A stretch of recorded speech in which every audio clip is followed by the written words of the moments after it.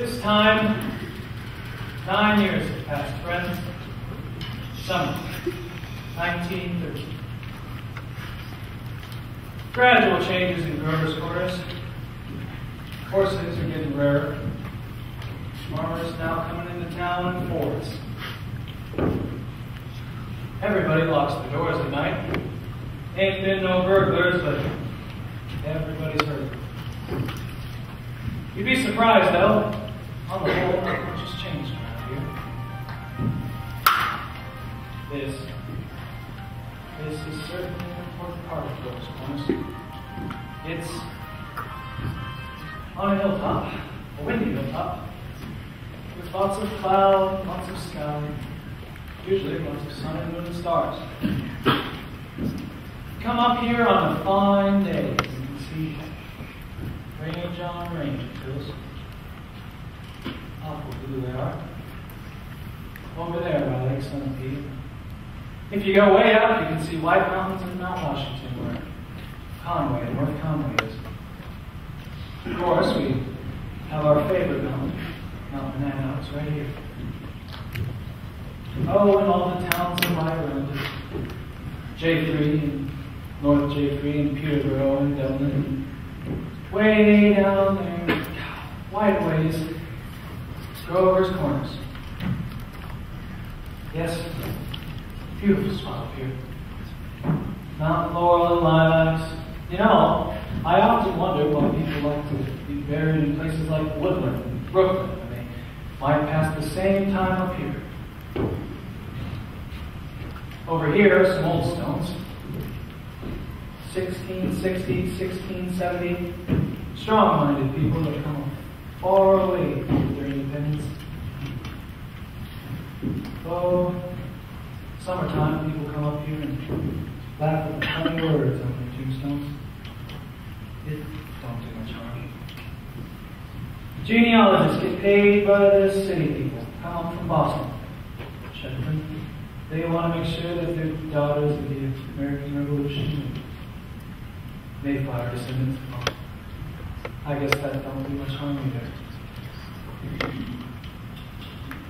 Over here are some Civil War veterans. Iron flags on the graves. New Hampshire boys. Had a notion that the Union ought to be kept together, though they'd never seen more than 50 miles of it themselves. Yes, all they knew was the name, friends. The United States of America. United States of America. And they went and died about it. Over here is the new part of the cemetery. There's Miss Gibbs, friend, Mr. Stimson, organist at the Congregational Church, Mrs. Soames, who enjoyed the wedding so much. Remember? Oh, and a bunch of others. Oh, Evan Webb's boy, Wallace, he was appendix burst while he was on a Boy Scout trip to Crawford Notch. Yes, awful lot of sorrow sort of quieted down up here. People just wild with grief, brothers and sisters up here, Erin. And then times, sunny days, rainy days, snow. You all know how it is. Yeah, a lot of thoughts come up here night and day, but there aren't any post office. Now, there are some things we all know, and we don't take them on. We don't look at it very often. We all know that something is eternal, and it ain't names. It ain't everything. No, it ain't houses, it ain't even the stars. We all can feel it in our bones that something is eternal, and that something has to do with the human being. Greatest people ever lived have been telling us that for 5,000 years, and yet you'd be surprised at how often people are forgetting that fact. There's something way down deep eternal about every human being. You know, the dead don't stay interested in us living people very long. Gradually, they let go of the earth. The ambitions they had, people they knew, the things they suffered.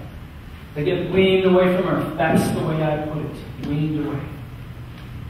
Yes, the earth part of them burns away, burns out, and all that time they slowly get indifferent to what's going on in Grover's Corners. They're waiting. They're waiting for something they feel is coming. Something important and great. Aren't they waiting for the spiritual part of them to come out clear? Some of the things they're going to say maybe will hurt your feelings, but that's the way it is. Mother and daughter, enemy and enemy, money and miser, all those terribly important things kind of get pale around here. And what's left? What's left when your memory's gone? Your identity. This is it. Well, there's plenty of people. There's Josiah, our undertaker, supervising the community grave. Here comes Sam Craig, Grover's Corner boy that left town to go out west. Joe's daughter. Good afternoon. Good afternoon, good afternoon. See now. I know you. Sam. Sam Craig. Sam Craig. Gracious sakes alive, of all people. Should have known you would be back for the funeral. You've been away a long time, Sam. Yeah, a little over 12 years. Been in business in Buffalo. I was in the East, though, when I heard the news of my cousin's death. Thought I'd combine things a little. Come back to the home. You look well. Yes, can't complain. Very sad about the journey today, Sam. Yes. I always hate to supervise when a young person is taken. I'll be here in a few minutes now. I had to come in early today, so I'll supervise at home. Farmer McCarthy? I used to do his chores for him when I was coming home after school every day. He had Lumbago. Yes, we brought Farmer McCarthy here a number of years ago now. And my Aunt Julia, why, I'd forgotten it. Of course. Yeah. Dr.Gibbs lost his wife 2-3 years ago about this time. Today's another bad blow for you. That's my sister Carrie's boy. Sam Craig. I'm always uncomfortable when they're around. Silent. Do they choose their own verses much, Joe? No, not usual. Most of the bereaved get verse. Doesn't sound much like Aunt Julia. There are many of those first sisters around now anyway, I suppose. See now, I was wondering, could I find my father's and mother's grave? Oh, over there among the Craigs, after that. Great. He was the organist at the church. Always drank a lot, we used to say. Yeah. Nobody's supposed to know about it, though. Ran into a peck of trouble. Oh. He was on life. Hung himself in the attic. They tried to hush it up, but of course word got around. Yeah. Wrote his own epitaph, you can see it there. Ain't a verse exactly. No, it looks just like some notes of music. You know what it is? Oh, I would know. It was written up in the Boston papers at the time. Wow. Joe? Yeah. She died. Who? My cousin. Oh, didn't you know? Had some trouble bringing a baby in the world. Little boy about 4 years old. So, and his grave would be somewhere around here, no? Yes. You'll excuse me now, I see the comment.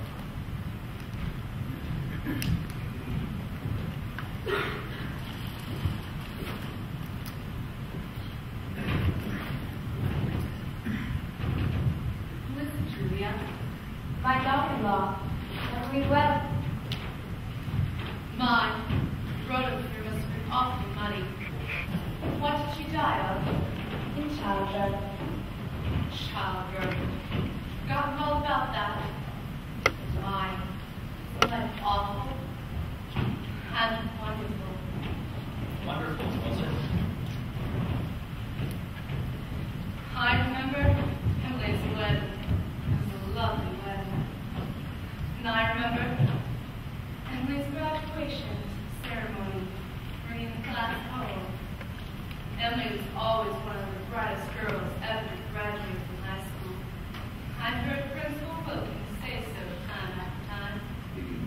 I visited them at the new farm just before I died. Beautiful farms. It's on the same road we lived on. Right smart farm. Always liked that hymn. Always hoping they'd sing it hymn.